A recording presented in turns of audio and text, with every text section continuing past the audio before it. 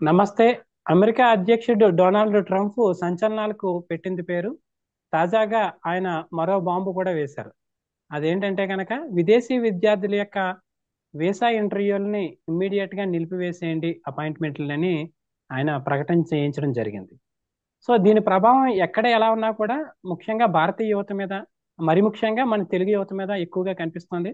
ఎందుకంటే ప్రస్తుతం మన తెలుగు స్టూడెంట్స్ ఎక్కువ మంది 10th పాస్ అవగానే ఎంపీసీ అవగానే కంప్యూటర్ ఇంజనీరింగ్, ఆపై వీసా తీసుకుని అమెరికా అన్నట్లుగానే అందరూ కనబడుతున్నారు. కాబట్టి దీని ప్రభావం ఎక్కువ మన మీద కనిపించేటువంటి అవకాశం కనిపిస్తుంది. ఈ విషయాన్ని మనతో మాట్లాడేందుకు సామాజిక విశ్లేషకులు మరియు అమెరికాలో దాదాపు 25 years నుంచి ఇంజనీర్ గా స్థిరపడినటువంటి భాను గారు మనతో ఉన్నారు. నమస్కారం అండి. నమస్తే అండి. ఈ అమెరికా అధ్యక్షులు తీసుకున్న ఈ నిర్ణయం చూసుకున్నట్లయితే కనుక ఇమ్మీడియట్ గా మన స్టూడెంట్స్ మీద, ఎస్పెషల్లీ అక్కడికి వెళ్ళి చదువుకోవాలనుకుంటున్నా లేదా చదువుకుంటున్న స్టూడెంట్స్ మీద ఎలాంటి ప్రభావం చూపిస్తుందండి? ఖచ్చితంగా ఇది అంటే మున్ముందు ఈయన 4 ఏళ్ళు ఉంటాడు. ఈ 4 ఏళ్లలో ఇలాంటివి చేస్తే ఏమవుతుందంటే, ఈ చదువు అన్నది ఒక ఎత్తు, చదువు తర్వాత ఉద్యోగం అన్నది మోస్ట్ ఇంపార్టెంట్. చాలామంది ఏదో చదివేసేసి తర్వాత ఏదో ఉద్యోగం కొట్టుకొని అమెరికాలో స్థిరపడదామని వస్తారు. అదే మనం మాట్లాడుకోవాల్సింది, ఉద్యోగం, చదువు కాదు. కాకపోతే చదువు అన్నది ఇప్పుడు అందరూ మామూలుగా ఉద్యోగం చేసుకొని H1 వీసా మీద అమెరికాకు రాలేరు కాబట్టి స్టూడెంట్ కింద వచ్చేసి ఆ తర్వాత మాస్టర్స్ చేసేసి ఉద్యోగం ఏదైనా సంపాదించుకుందామని వస్తుంటారు. ఆ, ఉద్యోగాల్లో కూడా ఇది కొద్దిగా ప్రాబ్లం మొదలైంది. ముఖ్యంగా మొన్న ఆయన ట్రంప్ గవర్నమెంట్లో ఉద్యోగాలను తీసివేయటము, తర్వాత అందరినీ ఆఫీస్కి రమ్మని అనటము, ఇట్లాంటివి ఆ, అంటే చాలా మొదలయ్యేసరికి ముందు ముందు వచ్చే భారతీయ విద్యార్థులకి అవకాశాలు తక్కువ ఉంటాయి. అది అది ఇమీడియట్ గా ప్రభావం చూపిస్తుంది అనమాట. ప్రభావం అయితే ఇక్కడ చూపిస్తుంది. ఒక వాదన ఒకటి వినిపిస్తుందండి. ఎందుకంటే కనుక ఈ వీసా అపాయింట్మెంట్, వీసా ఇంటర్వ్యూ, వీసాని బేస్ చేసుకుని బ్యాంకులు లోన్స్ ఇవ్వడం అనేటువంటిది ముడిపడి ఉంటాయి అని చెప్పేసి చెప్తున్నారు. అవును. అంచేత కొద్ది రోజులు పోయిన తర్వాత దీన్ని లిబరలైజ్ చేసినా, ఇంకోటి చేసినా కానీ మళ్ళీ అప్పుడు వీళ్ళకి లోన్స్ అందడం కష్టం అవుతుంది. అదే క్యాష్ పార్టీ వాళ్ళకైతే ఇమ్మీడియట్ గా ఫ్రీ అయిపోతారని అంటున్నారు. అలా ఏమైనా డిఫరెన్సెస్ పడతాయండి? చాలా పడతాయి అవి. నేను అంటే చాలా చూస్తున్నాను ఇది. మనము కొన్ని విషయాలు చాలామందికి తెలుసు కానీ బయటికి చెప్పరు. ఒక 25 ఏళ్ల క్రితం, 30 ఏళ్ల క్రితం, 40 50 ఏళ్ల క్రితము అమెరికాకి రావాలంటే మీకు ఫైనాన్షియల్ ఎబిలిటీ నా దగ్గర ఇంత ఇప్పుడు ఆ, 30 40 వేల డాలర్లు వేసుకోండి. 40 వేల డాలర్లు అంటే రఫ్లీ మీకు 32 40 లక్షలు పర్ యానం. అంటే 4 సంవత్సరాల చదువుకు రావాలంటే 1,50,00,000 ఉండాలి. రెండేళ్లది మాస్టర్స్ రావాలన్నా కూడా మీకు ఆల్మోస్ట్ 1,00,00,000 పైనే ఉండాలి. అంత ఓకే. క్యాష్ మన దగ్గర ఉండి క్యాష్ చూపించాలి. అంతే, ఇంత క్యాష్ నాకుంది, నాకు ఎవరి సహాయం అక్కర్లేదు, ఎవరి సహాయం లేకుండానే నేను ఈ క్యాష్తో నేను రాగలుగుతాను అమెరికాకి అని. ఎందుకంటే అమెరికాకి వచ్చేసి నేను ఇక్కడ యూనివర్సిటీలో డబ్బులు కట్టుకోలేను అని చేతులు ఎత్తేసాడు అనుకోండి, ఎవరేం చేయలేరు, వాళ్ళు వీసా ఇవ్వరు. సో వీసా కోసం ఇవన్నీ చేసేవాళ్ళు ఒకప్పుడు. ఆ, ఒకప్పుడు ఎలాంటి పరిస్థితి ఒకప్పుడు. అండి? ఇప్పుడేమవుతుంది భారతదేశంలో, ఎందుకంటే ఎంత చేసినా మాస్టర్స్ ఏదో చదివినా జాబ్ వస్తే, జాబ్ వచ్చిన తర్వాత ఈ 50 లక్షలు అన్నవి ఇట్లా తీసి పాడేయచ్చు. ఓ సంవత్సరం 2 సంవత్సరాల్లో, ఈజీగా 3 ఏళ్లలో క్లియర్ చేస్తారు. అప్పు తీర్చొచ్చు. అదేం పెద్ద విషయం కాదని చెప్పేసి చాలా సులభమైంది. ఆ, కానీ ఆ, తర్వాత ఉద్యోగాలు రాకపోతే వాళ్ళకి ఇబ్బందులు ఉంటాయి. ఇప్పుడు అది ఇబ్బంది ఉంటుందన్నమాట. పరిస్థితి. కాబట్టి ఇండియాలో మీరు అన్నది నిజమే. ఈ ఉద్యోగాలకి అంటే ఈ గవర్నమెంట్ ప్రైవేట్ బ్యాంకులు కానీ గవర్నమెంట్ బ్యాంకులు కానీ ఎవరికైతే డబ్బులు ఇస్తాయో ఆ, అవి తిరిగి తీసుకోవడం అన్నది కష్టమే. ఎందుకంటే వాళ్ళు వచ్చి ఉద్యోగం చేసి సంపాదించుకోగలిగితేనే అది ఆ ఇచ్చిన చదువు రికవరీ అవుతుంది. రికవర్ అవుతుంది. ఆ చదువు కోసం ఇచ్చిన అప్పు అన్నది రికవర్ అవుతుంది. లేకపోతే లే- మాత్రం ఎఫెక్ట్ లేకపోతే పడుతుంటా కాదు. ఉంటుంది. యా. అంటే అయితే ఇప్పుడు ఆ, ఆల్రెడీ చెప్పండి చెప్పండి. ఇప్పుడు అక్కడ చదువుతున్న వాళ్ళు, ఫస్ట్ ఇయర్ సెకండ్ ఇయర్ చదువుతున్న వాళ్ళు చాలా మంది మీరు అన్నట్లుగా ఈ చదువు పూర్తి అవగానే అక్కడే ఏదో కంపెనీలోకి మెర్జ్ అయిపోలే, ఏదో కంపెనీలోకి వెళ్ళిపోలేని బాగా ఉవ్విళ్ళూరుతూ ఉంటారు కదండి. వాళ్ళకి ఇప్పుడు పరిస్థితులు మందంగా ఉన్నాయని అనుకోవచ్చండి. బాగలేవు. అంటే నాకు తెలిసిన, నా ఎరుకలో ఉన్న వాళ్ళకి బాగలేవు. చాలా మందికి జాబులు లేవు ఇంకా. ఓకే. మామూలుగా మాస్టర్స్ చేసిన తర్వాత వాళ్ళకి 18 నెలల వరకు ప్రాక్టికల్ ట్రైనింగ్ అని ఓపీటీ సిపిటి అని రకరకాల పేరుతో గవర్నమెంట్ ఏం చేస్తుందంటే మీరు కాస్త పని చేయొచ్చు అంటే H1 వీసా లేకుండా ఆ, ఓకే. ఓకే. ఇంకా కొంతకాలం అక్కడ ఉండొచ్చు. ఉండొచ్చు పని చేస్తూ ఉండొచ్చు. ఉమ్, ఉండొచ్చు ఉమ్, అని కాదు పని చేయొచ్చు. ఆ తర్వాత ఉమ్, H1 తీసుకుంటారు. ఉమ్. ఆ H1 కూడా మళ్ళీ కోటా ఉంటుంది దాంట్లో వాళ్ళు పిక్ అవ్వాలి. పిక్ అవ్వాలన్నమాట. ఓకే. ఇదంతా ఓ పెద్ద ప్రాసెస్. కానీ ఈయన గారు ట్రంప్ గారు ఏం చేస్తున్నారంటే మొత్తం అసలు బయట నుంచి వచ్చిన వాళ్ళని తీసేయాలనే ఉద్దేశంతో ఆయన ఉన్నాడు. ఉహు, ఉహు. దా తర్వాత ఈ స్పాన్సర్షిప్ అన్నది అంటే కంపెనీలని స్పాన్సర్షిప్ చేయటం అంటే H1 చేయించడం లాంటి దాన్ని డిస్కరేజ్ చేస్తాడు. ఓకే. ఓకే. ఓకే. ఆ, చాలా మందికి దాని ద్వారానే వీసాలు వస్తాయంటారు కదండి. దాని ద్వారానే వీసాలు వస్తాయి. కానీ ఇప్పుడు ఓకే. చాలా కంపెనీలు ఏమైతాయంటే ఇప్పుడు ఆ కంపెనీ ఎక్కువ మందిని చేస్తే వాళ్ళు ఆ కంపెనీ మీద ఆడిట్ చేయటము, ఆ కంపెనీని అసలు యూనో నువ్వు ఎందుకు నిజంగా ఇది అవసరమా ఈ వ్యక్తి అన్నది. కాబట్టి ఆ, ఆ కంపెనీలు కూడా తక్కువ వీసాలని మందిని. ప్రాసెస్ చేయటం అట్లా చేస్తున్నాయి. అది ఓకే. జరుగుతుంది. ఓకే. అట్లా అనిపిస్తుంది అనమాట. సో సరే, ఇప్పుడు ఇది మనం. ఈ వీసాది అదంతా మనము ఇప్పుడు చదివిన తర్వాత ఉద్యోగంకి అసలు ఉమ్, వీసాలే ఆపేయాలన్నది కదా మీ క్వశ్చన్. అవును, అవును, అదే కదండి మరి ఇది. అది ఎక్కడి నుంచి వచ్చింది అన్నది మనకి ఇంపార్టెంట్ ఇక్కడ. ఓకే. అమెరికాలో దాదాపు 10 లక్షల మంది విద్యార్థులు సంవత్సరానికి వస్తారు. ఓకే. విదేశాల నుంచి. రకరకాల అన్ని దేశాల నుంచి వస్తారు. అదే ఇంకొక లెక్క ప్రకారం చైనా తర్వాత ఎక్కువ మంది విద్యార్థులు కూడా భారత్ నుంచే వస్తున్నారని ఒక మాట వస్తారు. అవును. గట్టిగా అనిపిస్తుందండి. అవును. కరెక్టేనా? కరెక్ట్ అది. అయితే 2024లో ఒక సంఘటన జరిగింది. ఉమ్.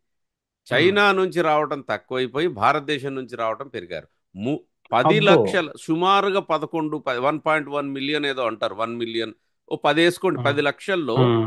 3,30,000 మంది భారతీయులు వచ్చారు. అబ్బా, ఒక సంవత్సరంలో. ఒక్క సంవత్సరంలో. అబ్బాబ్బాబ్బా. ఉం. ఒక్క బహుశా అందులో సంవత్సరం. మన తెలుగు వాళ్ళు కూడా ఎక్కువే ఉండి ఉంటారులేండి అయితే. తెలుగు వాళ్ళు సింహభాగంలో ఉండొచ్చు. అవన్నీ ఆ డేటా తెలుగు వాళ్ళు ఎక్కడి నుంచి వాళ్ళు పుట్టి పెరిగింది అన్నది భారత ప్రభుత్వానికి తెలుస్తుంది. ఎందుకంటే అదేనండి అయితే. వాళ్ళందరికీ పాస్పోర్ట్లో యూనో అవునవును, ఇవ్వాల్సింది అయితే ఉంటాయి కదా. ఉంటుంది కదా. పాస్పోర్ట్ ఉమ్, మొత్తం చెప్తుంది ఉమ్, అది. అయితే ఇక్కడ ప్రాబ్లం ఏమవుతుందంటే మీరు ఒకటి ఆలోచించండి. 10 లక్షల మంది వస్తున్నారంటే 10 లక్షల మంది తిరిగి వెళ్ళరు. ఓకే. ఓకే. ఇక్కడే ఉండిపోతారు. ఆహా, ఆహా, ఎక్కువ మంది అక్కడ ఉండిపోవడానికి ట్రై చేస్తారు. ఉంటారు కదండి. ఇప్పుడు అంతే మాస్టర్స్ కదండి, చేస్తారు. వీళ్ళకి మాస్టర్స్ ఆశలు చేసిన ఆశలు అన్ని తర్వాత అక్కడే కదా మరి. ఉద్యోగం చేస్తారు. అయితే ఉమ్, వచ్చి ఉన్నప్పుడు వాళ్ళు చదువుకోవాలి. ఉమ్, చదువుకొని వాళ్ళ పని వాడు చేసుకోవాలి కానీ వాళ్ళు ఉమ్. వచ్చేసేసి మన జేఎన్యు తరహాలో పాలస్తీనా పైన ప్రొటెస్టులు చేయటం, పాలిటిక్స్లో ఇన్వాల్వ్ అవ్వటము ఓహో, ఇలాంటివి అది మొదలు జరుగుతోంది. పెడుతున్నారు. ఓకే. ఓకే. సమస్య దాంతో వస్తుంది. సమస్య దాంతోనే వస్తుంది. So okay. అది ఏం జరుగుతుందంటే కొన్ని యూనివర్సిటీస్ ఉన్నాయి. ఇది మంచి టాపిక్ అడిగారు మీరు. నేను చెప్తాను మీకు. ఉమ్, ఉమ్. బ్రహ్మాండంగా టాపిక్. మీరు కాలేజీ నడుపుతున్నారు. మీ కాలేజీకి అవును, డబ్బులు కావాలి కదా. స్టూడెంట్స్ వస్తేనే మీకు అవును, డబ్బులు వస్తాయి. అంతే కదండి ఫీజు. రైట్. అయితే ఇక్కడ టాప్ యూనివర్సిటీస్కి ఎండోమెంట్స్ ఉంటాయి. ఎండోమెంట్స్ అంటే మీరు సుమారు ఒక మాట సింపుల్ చెప్తాను నేను. మీరు ఉమ్. ఏదైనా ఒక కాలేజ్ పెట్టారు హైదరాబాద్లో ఇంజనీరింగ్ కాలేజ్. ఓకే అండి. ఓకే. ఇంజనీరింగ్ కాలేజీకి మీకు 20,000 కోట్లు ఉమ్. డబ్బులు ఉంటాయి మీతోన. బా. 20,000 కోట్లు ఉంటాయి ఆ డబ్బు. ఆ 20,000 ఓకే. కోట్లు మీరు సింప్లిఫై చేసి చెప్తాను నేను. ఎందుకంటే కన్ఫ్యూజన్ వద్దు మనకి. దాన్ని ఉమ్, తీసుకుపోయి ఉమ్, మీరు బ్యాంకులో పెట్టుకుంటే మీకు ఉమ్. ఐ డోంట్ నో 10% ఇచ్చినా కూడా 2,000 కోట్లు వస్తాయి కదా. అవునవును, అంతే కదండి, ఈజీగా వస్తాయి. సంవత్సరానికి 2,000 కోట్లు. అవునవును. 5% అంటే 1,000 కోట్లు. ఇంకే ఎక్కువ. అంతే. సగం అయితే 1,000 కోట్లు. 10% వస్తే ఉమ్, 2,000. ఆ ఉమ్. 1,000 కోట్లు నెలకి మీరు దాన్ని కట్ చేసేస్తే నెలకి సుమారుగా 70-80 కోట్లు వస్తుంది, అవును, వస్తుంది. గ్యారంటీగా. నెలకి 70 కోట్లు, 50 నుంచి 70 రేంజ్ అనుకోండి. ఈజీగా అండి. 50 కోట్లతో మీ ఇంజనీరింగ్ కాలేజ్ మీరు నడిపించుకోగలిగారు అనుకోండి. ఊరికే వస్తున్నాయి కదా మీకు డబ్బులు. అంతే కదండి, అంతే కదా. మీరేం అవి బిజినెస్ చేయలక్కర్లే అక్కర్లే. సో అప్పుడు మీకు ఏమవుతుంది. మీకు ఆ కాలేజీలో ఎవడన్నా వచ్చి జాయిన్ అయితే డబ్బులు వస్తాయి. రాకపోయినా మీ దగ్గర డబ్బులు ఉన్నాయిగా. అవును, అంతే కదండి. 50 కోట్లు ఉన్నాయండి నెలకి. ఉమ్, ఉమ్. 50 కోట్లతో మీరు మీ ఉద్యోగాలు ఇస్తారు, మీ ప్రొఫెసర్లకి జీతాలు ఇస్తారు, అన్ని బాగా ఎలక్ట్రిసిటీ జరుగుతాయి. బిల్లు, ఇంటర్నెట్ అన్నీ అయిపోతాయి. నెలకి అవును, 50 కోట్లు ఈజీగా హ్యాపీగా. అవుతాయి కదా. అవును. అప్పుడు మీకు భయం ఉంటుందా? ఏం ఉండదు, దర్జా. దర్జాగా తిరగొచ్చు. అంతే, ఎవరిని దర్జాగా అడిగేది తిరుగుతాం. లేదు. అంతే ఎవడ కదా. ఎవరన్నా వచ్చి ఎవ- జాయిన్ అవుతే ఇంకా డబ్బులు కడితే అవి అదనం అది. ఇంకే ఎడిషనల్ ఎడిషనల్ అనమాట, ఇంకా అంతే ఇన్కమ్. కదా. సో ఈ యూనివర్సిటీస్ అన్నీ కూడా ఈ విషయం ఎవరు చెప్పరు. మీరు ఎంత ఓహో, పెద్ద ఓహో. ఛానల్లో పోయినా సిఎన్ఎన్ కూడా ఎవడు చెప్పడు ఇది. మన మైండ్ మీడియాలో ఓకే, పట్టుకొస్తున్నా, అందుకే ఇది చాలా ఇంపార్టెంట్. ఓకే, వీళ్ళకి ఓకే అండి.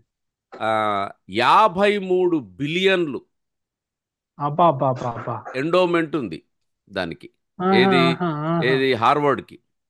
హార్వర్డ్ ప్రపంచంలో యూనివర్సిటీకి. అతిపెద్ద ఎండోమెంట్ ఉన్న అంటే 53 బిలియన్ల దాన్ని నేను సింపుల్గా మీరు బ్యాంకులో పెట్టి అద్దె అని చెప్పాను, వాళ్ళు అట్ట చేయరు. ఉమ్. దాన్ని ఇన్వెస్ట్ చేస్తుంటారు. ఓహో, యూనివర్సిటీ బయట ఇన్వెస్ట్ చేస్తుందా? బయట కొన్ని కంపెనీల్లో కూడా ఇన్వెస్ట్ చేస్తుంది ఈ డబ్బుల్ని. అబ్బా, అబ్బా, అబ్బా, అబ్బా. Okay, okay. అసలు వాళ్ళకు ఆహా. ఉన్నటువంటి ఇది మీకు తెలీదు. ఓహో చాలా ఫైనాన్షియల్ ఇదే. ఫైనాన్షియల్ మైట్తోనే ఇదంతా మనోళ్ళు. హార్వర్డ్ ఇది అంటారు, అంతా లేదు అది. It's all about financial might. Okay, okay. ఒకప్పుడు తెలంగాణ బడ్జెట్ విడిపోయినప్పుడు మన ఉమ్. ఆంధ్ర తెలంగాణ టోటల్ అవును, జీడిపి 70 బిలియన్లు. అవును. ఇప్పుడు పెరిగిందిలేండి, ఇప్పుడు 150 దాటినట్టుంది కానీ, బట్ నేను చెప్పేది దాకా వచ్చింది. అంటే ఆల్మోస్ట్ తెలంగాణ బడ్జెట్కి ఈక్వల్ ఒక యూనివర్సిటీ ఒక్క ఎండోమెంట్. ఒక్క యూనివర్సిటీ, అది కూడా ఒక్క సింగిల్ యూనివర్సిటీ. యూనివర్సిటీ. అబ్బా, అబ్బా, అబ్బా, అబ్బా. మీరు ఊహించుకోండి అది ఎంత పవర్ఫుల్ ఉంటుందో, ఎన్ని డబ్బులు ఉన్నాయి. సో ఇప్పుడు మీరు అసలు విషయానికి వద్దాం. దాంట్లో ఉమ్. 53 ఎండోమెంట్ ఉంటాయి, స్టూడెంట్స్ ఇంకా ఇచ్చే డబ్బులు వేరవి. ఇంకా మళ్ళీ అవి అన్ని ప్రతి సంవత్సరం ప్రతి ఒక్క పిల్లకాయ స్టూడెంట్ మీద వచ్చేవి మళ్ళీ ఎక్స్ట్రా. అవి ఎక్స్ట్రా మళ్ళీ స్టూడెంట్లు కూడా అబ్బో హార్వర్డ్ అని ఎంతన్నా కట్టి వచ్చేస్తుంటారు. కట్టేసి వచ్చేస్తారు, కరెక్టే కదా, మరి అంతే సో కదండి. వాళ్ళు అసలు ఒక పెద్ద ఇదనమాట. మేము ఇంకా చాలా డిమాండింగ్ అంతే, ఆర్గనైజేషన్ అది అంతే. అయితే గవర్నమెంట్ 3 బిలియన్లు రీసెర్చ్కి ఇస్తుంది. ఓకే. 53 ఎండోమెంట్ ఉంటే 3 బిలియన్లు అంటే నథింగ్. ఇప్పుడు 53 కోట్లలో నథింగ్, మూడు అంతే కోట్లు కదండి. కాకపోతే మూడు మూడు కోట్లు కోట్లు అంతే పోతే కదా. కొంచెం నొప్పి అవుతుంది కదా. అంతే కదండి. 53 కోట్లు ఉన్నాయి మీ దగ్గర, బయట నుంచి ఇంకో మూడు ఉమ్. వస్తున్నాయి, బయట మూడు ఆగిపోతే కొంచెం నొప్పి అవుతుంది. సో బాటం ఉమ్. లైన్ నేను చెప్పేది కానీ ఏంటంటే, దాని వల్ల బోల్డ్ అంత ఆగిపోవడం అయితే, స్తంభించడం అయితే ఏముండదు, జస్ట్ 3 కోట్లు ఆగే అంతే. 3 కోట్లు గవర్నమెంట్ ఆయన ఇచ్చే డబ్బులు ఆపాడు. ఆపాడు అంతే. ఆపి ఏం చెప్పాడంటే మీరన్నీ ఎదవేషాలు వేస్తున్నారు, ఈ ఉమ్. పిల్లలతోని మీరంతా ఈ జై పాలస్తీనాలు ఈ ఇట్లాంటి చెత్త నాకొద్దు. పైగా ఫారిన్ స్టూడెంట్స్ వచ్చి ఆ, ఉమ్. ఇక్కడ ఉండి ఉమ్. మళ్ళీ పాలిటిక్స్ చేయడం చదువుకోవడానికి వచ్చారా లేకపోతే ఇంకా దేనికోసం వచ్చారా అని అడిగాడు ఆయన. ఓకే, స్ట్రైట్ అవే క్వశ్చన్. ఆ, అట్లాగే వేరేవి కొన్ని ఉన్నాయి ఆయనకి, ఈ ఆడ మగ కాకుండా ఇంకోటి చేయటము, వోకిజము ఇవన్నీ ఉమ్. తీసేయమన్నాడు. ఉమ్. చిన్న చిన్న చితక యూనివర్సిటీస్ నడుస్తాయి కానీ ఈ పెద్ద యూనివర్సిటీస్ ఏంటంటే నువ్వేందయ్యా బోడి, మా దగ్గర బోల్డ్ డబ్బులు ఉన్నాయని ఓకే, అన్నాడు. Okay, okay, okay. అంటే అప్పుడు ఫస్ట్ ఓహో ఇలా అంటారా అని చెప్పి ట్రంప్తో ఏంటంటే ఏ, ఇంకా ఇక పంతం పడితే చెప్పాలంటే పంతం ఇంకా. గిల్లి కజ్జాలు పెట్టుకునే ఒక చిల్లర మనస్తత్వం. టైపు పాలిటిక్స్కి దిగుతాడు ఆయన. ఉమ్. దాంట్లో ఏమి ఏమాత్రం లేదు, అది భారతీయులంతా అర్థం చేసుకోవాలి. ఓకే, ఆయన ఓకే. ఓ పాలిటిక్స్ అంటే ఇలా ఉండాలి అది కాదు ఆయనది. ఆయన ఉమ్. పనే ఇది. ఆయన చిన్న size used car sales men from New York లాగా. అంతే పాత అనమాట. కార్లు ఓకే. అమ్ముకునేవాడు, లేకపోతే ఆహా, రియల్ ఎస్టేట్ ఆ. కట్టుకునేవాడు అది. అంతే, అంతే. సో ఏం చేశాడు, ఫస్ట్ 3 బిలియన్లు కత్తిరించాడు. ఉమ్. అయినా వాళ్ళు వినలా. ఇప్పుడు ఓహో ఇట్టగా ఉందా, సంవత్సరానికి 10 లక్షల మంది వచ్చి పడుతున్నారు. ఉమ్. కేవలం మన భారతీయులదే నేను చూస్తే $8 బిలియన్ కడతారు మన వాళ్ళు. అబ్బా, అబ్బా, అబ్బా, అంటే అబ్బా. చిన్నగా కాకి లెక్కలే. ఆహా, ఆహా, ఆహా. మీరు మొత్తం లెక్కలు తీసుకుంటే మీకు అది ఇంకా కళ్ళు అది చెదిరిపోతాయి. ఒక 100 బిలియన్ ఉంటుండొచ్చు అది టోటల్ ఉమ్. వాల్యూ. ఉమ్. సో ఉమ్. అన్ని యూనివర్సిటీ అది అది ఇప్పుడు దట్ ఈజ్ రీజన్ ఏంటంటే శ్రోతలకు చెప్పేది, వీళ్ళు ట్రంప్ ఇచ్చినటువంటి వాటిని మేము పట్టించుకోము అన్నందుకు ఈ పెద్ద యూనివర్సిటీలు ఫస్ట్ వాళ్ళ ఫండింగ్ కత్తిరించాడు. అవును. ఇప్పుడు యూనివర్సిటీకి స్టూడెంట్సే రాకుండా నేను చేస్తాను. చేస్తానని ఆపుతున్నాడు అది. సో అంటే ఇది ఏంటంటే యూనివర్సిటీలకి ఉమ్, ఆయనకి మధ్య నడుస్తున్నటువంటి వివాదం ఏదైతే ఉందో దాని ఎఫెక్ట్ అని అనుకోవాలి. దాని ఎఫెక్ట్. సో ఇక్కడ ఒక ఉమ్, ప్రాబ్లం ఉంటుంది. ఉమ్. 700 మంది విద్యార్థులు వస్తారట హార్వర్డ్కి. ఓకే, ఇంత 10 లక్షల మందిలో కూడా. ఆ, కానీ ఆ 700 మంది చాలా టాప్ గ్రేడ్ వస్తారు, అది గుర్తించండి మీరు. ఉమ్, ఉమ్. ఇప్పుడు హార్వర్డ్లో రావడం అంటే మంచిదే. మామూలు చాలా విషయం కాదు కదా. సో ఇప్పుడు ఆయన ఏం చేస్తున్నాడంటే డబ్బులు ఆపుతున్నాడు. స్టూడెంట్స్ ని కూడా ఆపుతున్నాడు. మంచి వరల్డ్ లో క్రీమ్ ఉన్నటువంటి క్రీమ్ టాప్ బ్రెయిన్స్ ని ఆపేస్తున్నాడు. టాప్ క్రీమ్ అక్కడ రాకుండా. అది అది క్లుప్తంగా. అయితే మరి దాని వల్ల అమెరికాకు వచ్చేటువంటి నష్టం ఏమైనా ఉంటుందంటారండి ఇలాంటి చర్యల వల్ల? అమెరికాకు వచ్చే నష్టం అంటే అమెరికాకి డెఫినెట్లీ నష్టం అవుతుంది. ఉమ్. ఇప్పుడు మంచి బ్రెయిన్స్ మంచి వాళ్ళు రాకపోతే అవును. ఏమవుతుంది? ఇక్కడ అవును, అంతే ఉన్నటువంటి కదా. రీసెర్చ్ ప్రోగ్రామ్స్ దెబ్బతింటాయి. కానీ దెబ్బతింటాయి. ఎంత దెబ్బతింటాయి? మొత్తం నాశనం అయితే పోదు కదా. లేదు లేదు, కొంతవరకు అది ప్రభావం చూపెడుతుంది అంతే. దట్ ఈస్ అక్కడే వాళ్ళ ఆ క్యాలిక్యులేషన్ వేసుకుంటారు వాళ్ళు. అంతే కదండి. వేసుకొని సర్లే ఏముంది ఓ 2 ఏళ్ళు వాడిని టైట్ చేద్దాము, అప్పుడు దారిలోకి వచ్చాక మళ్ళీ మనం రమ్మని చేద్దాం చెప్దాము అనుకుంటారు. అని. అది అట్లా ఉంటుంది వాళ్ళ స్కీమ్. సో ఇది ఫైనల్ గా ఇక్కడ ఉండేటువంటి స్టూడెంట్స్ కానీ ఇక్కడ ఉండేటువంటి యూత్ కానీ ఈ పరిస్థితుల్లో ఎలాగా ప్రొసీడ్ అయితే బాగుంటుందని ఫైనల్ గా మీరు సలహా ఇస్తారండి? నేను చెప్పేది ఏంటంటే అమెరికాలో ముందు ముందు జాబులు ఉంటాయి.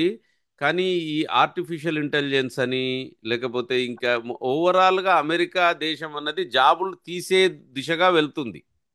ఓకే, అది అర్థం అసలు చేసుకోవాలి మనం. ఆ అదొకటి అర్థం ట్రెండ్ ఏంటనేది చేసుకోవాలి. అర్థం చేసుకోవాలి. అది ఖచ్చితంగా ఉమ్, అర్థం చేసుకోవాలి. ఏముందిలే ఉమ్. నేను ఏ కోర్స్ చేస్తాను అని అంటావు. ఓకే, చేయొచ్చు, నీకు జాబులు వస్తాయి, రావని కాదు. But the whole as a country వీళ్ళు ఎట్లా ఉంటారంటే ఇప్పుడు క్యాషియర్ని బీకేసి అక్కడ ఒక మెషిన్ పెట్టారనుకోండి, అంతే కదండి. వాడు క్యాషియర్కి ఇవ్వాల్సిన డబ్బులు అవసరం లేదుగా మనకి. అవును కదా, అవును కదా. మెషిన్ ఒకేసారి కొని పడేస్తాం. ఆ ఆ టైప్ ఆఫ్ థింకింగ్లో వెళ్తున్నారు. సో కొందరు వెళ్ళిపోతారు ఉంటారు అనమాట. లిబర్టేరియన్ బ్యాచ్ అని, వాళ్ళు కాదు కాదు జాబులు ఇక్కడ మనుషులు నుంచి ఉండరు. అక్కడికి వెళ్తాయి అని ఉంటది. ఇక్కడ నుంచి ఆ, అక్కడికి వెళ్ళవు. ఓకే ఓకే అండి. అవన్నీ non sensical arguments. Nonsense. Okay జాబులు ఓకే. జనాభాకి నిష్పత్తిగా ఉంటాయి. ఎప్పుడు కూడా. ఎప్పుడు ఇప్పుడు మన మిత్రుడు ఒక ఆయన ఉన్నారు లిబర్టేరియన్, ఆయన ఎప్పుడు అట్లే చెప్తుంటాడు, జాబులు ఈ జాబులు అయిపోతే ఇప్పుడు ఆ మెషిన్ తయారు చేసే జాబులు ఉంటాయి అని అంటాడు. నాయన ఇక్కడ అలాంటి 100 మంది క్యాషియర్లు ఉంటే అవును. ఆ 100 మందికి మెషిన్లు తయారు చేసే జాబులు దొరకవు అక్కడ. 100 నిరంతరాయంగా ఉండవు కదా. ఉండవు. చాలా సింపుల్. అవి జనరల్లీ ఏ వన్ టైం జాబ్. క్యాపిటలిస్ట్ అయినా కూడా అవసరమైతే ఎవడికి జీతం ఇవ్వద్దు, అలాగే ఆలోచిస్తారు ఎవరైనా అంతే. నా జేబులోనే పెట్టుకోవాలని చూస్తాడు. సో చూస్తారు సహజం. మీ క్వశ్చన్కి ఏంటంటే అమెరికాలో స్టిల్ దొరుకుతాయి కానీ ఆ, కొంచెం టాప్ ఎండ్ కోర్సులు, అవి చేస్తేనే. స్టాటిస్టిక్స్ కానీ ఆ ఏఐ మీదనే ఫోకస్ చేస్తే కొన్ని దొరకవచ్చు. బట్ నా దృష్టిలో నేనేమంటానంటే భారతీయులు, Japan is a good place. Okay okay, రాగల కాలంలో.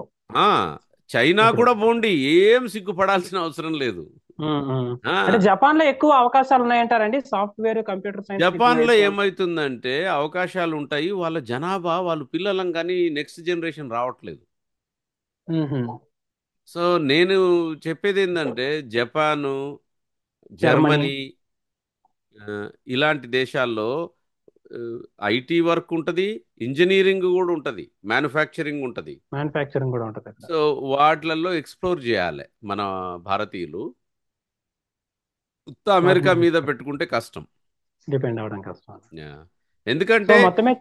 ఇది ఈ రోజు అయ్యేలాగా కనపడట్లేదు. ఈ ట్రంప్ ఉమ్, ఉమ్. అనేవాడు ఒక ఒక మూర్ఖంగా చేయొచ్చు కానీ ఇది అవును. ఎడ్యుకేషన్ అన్నది ఎడ్యుకేషన్ లాగా లేకుండా అది పాలిటిక్స్ అయిపోయింది. పాలిటిక్స్ అయిపోయింది, దానివల్ల వచ్చిన సమస్య ఇదంతా. సో నెక్స్ట్ ఏమవుతుందంటే ట్రంప్ వెళ్ళిపోయిన తర్వాత డెమోక్రాట్లు రావచ్చు, ఉమ్, వాళ్ళు వచ్చేసి ఈయనని రివర్స్ చేయొచ్చు. ఉమ్. మళ్ళీ ఒక 4 ఏళ్లకి మళ్ళీ రిపబ్లిక్. రిపబ్లికన్ వస్తాడు, ఉమ్, రావచ్చు. చెప్పలేం.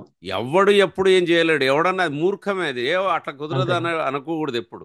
అంతే మన కదా. ప్లాన్ లో ఎట్లుండాలంటే జాగ్రత్త ఉండాలి. వాడొచ్చినా వీడొచ్చినా మనం బతుకుతామా అన్నది సేఫ్. ఆలోచించుకోవాలి. సేఫ్ ఉందా లేదా అది చూసుకోవాలి. చూసుకోవాలి. అది అది సో చాలా ఇంపార్టెంట్. ఆ అది సో ప్రాబ్లం ఏంటంటే అప్పుడు మళ్ళీ ఈ పనికిమాలిన రూల్స్ అన్ని వాడతాడు.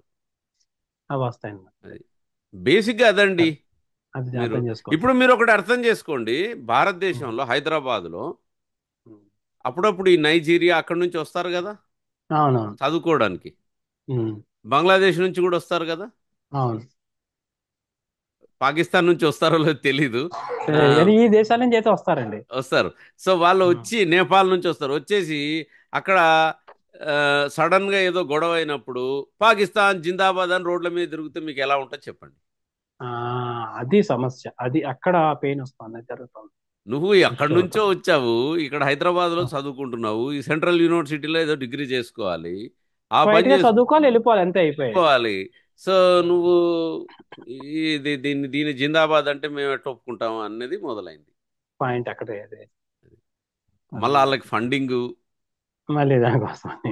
సో ఇప్పుడు అట్లా ఎవరో అన్నారు, వాళ్ళకి ఓవైసీ రాత్రి బిర్యానీ పెట్టడం మొదలు పెట్టాడు. ఉమ్, ఉమ్, ఉమ్. వాళ్ళు ఒక పెద్ద నిరాహార దీక్ష చేస్తే ఈయన సప్లై చేయడం, తిండి పెట్టడం చేశాడు. అవునండి. ఆ పాలిటిక్ అయిపోయింది. దట్ ఈస్ వాట్ ఇంకంతే, హ్యాపెన్. అంతే, ఇంక కలర్ అది కలర్ అది అయిపోతుంది. జరుగుతుంది. సో సో ఇదను మొత్తమే చూసుకున్నట్లయితే కనుక అమెరికా అధ్యక్షుడు తీసుకున్న నిర్ణయం మాత్రం ఇటువంటి ఇది గలగం చేస్తుంది కాబట్టి, గందరగోళంగా ఉంది కాబట్టి విద్యార్థుల యువత జాగ్రత్తలు తీసుకోవాలని చెప్పేసి అని చెప్తున్నారు. యా, కేర్ఫుల్గా అయితే ఉండాలి. ముందు ముందు నాకు తెలిసి ఇంకొక 2 ఏళ్ల వరకు అయితే ఈయన మెంటల్, అదొకటి బాగా గుర్తుపెట్టుకోండి మీరు. జాగ్రత్తగా ఉండాలి. మీరు ట్రంప్ని లైక్ చేయొచ్చు, లైక్ చేయకపోవచ్చు, కానీ ఇది వాస్తవం క్యాండిడేట్ అయితే మాత్రం అర్థం చేసుకోవాలి. క్యాండిడేట్ కొంచెం తేడా క్యాండిడేట్. ఆ, ఉమ్, తన అధ్యక్ష పదవికి ఉన్న పవర్ను వాడి ఏదన్నా చేయగలుగుతుంటాడు ఏడిపించడానికి. ఉమ్, ఉమ్, ఉమ్. సో మీకు ఈ 4 ఏళ్ళ ఆ క్యాండిడేట్తో ఇట్లాంటివి ఏదన్నా జరగవచ్చు. సో అది జరుగుతాం. గుర్తుపెట్టుకొని నేను అనుకునేది అడుగులు వేయాలి ఏంటంటే వేరే దేశాలు చాలా ఉన్నాయి, అంటే అటువైపు దృష్టి సారించడం మంచిది. నార్వే, స్వీడన్, రష్యాలో కూడా చాలా హైటెక్ ఉంటుంది. ఉమ్, ఉమ్. యా, సో అదండి. మొత్తమే చూసుకున్నట్లయితే కనుక అమెరికా అధ్యక్షుడు తీసుకున్నట్టు ఈ నిర్ణయంతో మన విద్యార్థులు యువత జాగ్రత్తగా అడుగులు వేయాలని చెప్పేసి ఈ భానుగారు చెప్తున్నారు. మంచి విషయాలు చెప్పినందుకు ధన్యవాదాలండి. నమస్తే. నమస్తే. Mind Media, the voice of India.